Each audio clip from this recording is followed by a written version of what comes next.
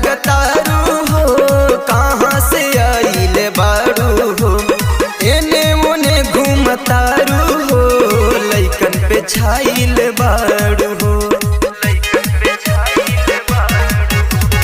चिकन सामान लगतारू हो, कहाँ से आइले बारू हो, एने ओने घूमतारू हो, लइकन पे छाइल बारू हो। तनी रंगे दसू घर समान के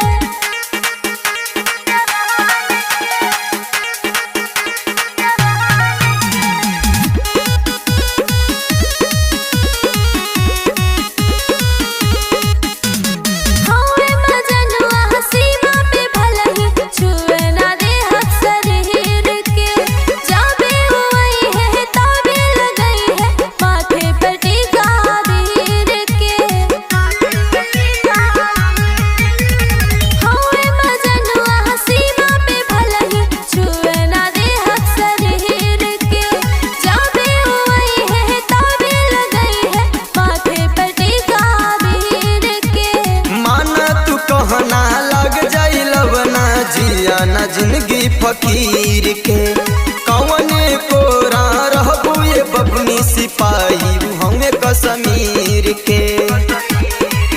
तनी धरे दपा जपत मान के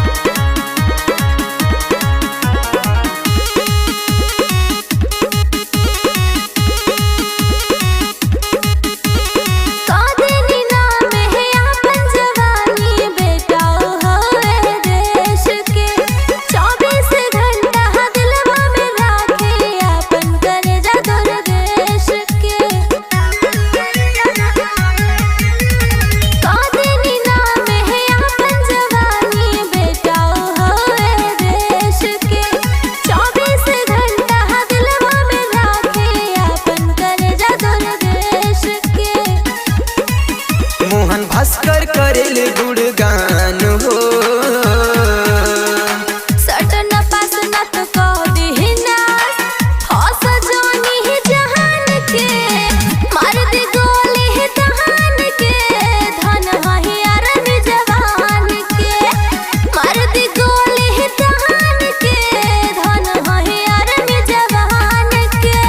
चिकन सामान लगतारू हो, कहाँ से आइले बारू हो, एने ओने घूमतारू हो, लइकन पे छाइल बारू हो। तनी रंगे दसू घर समान के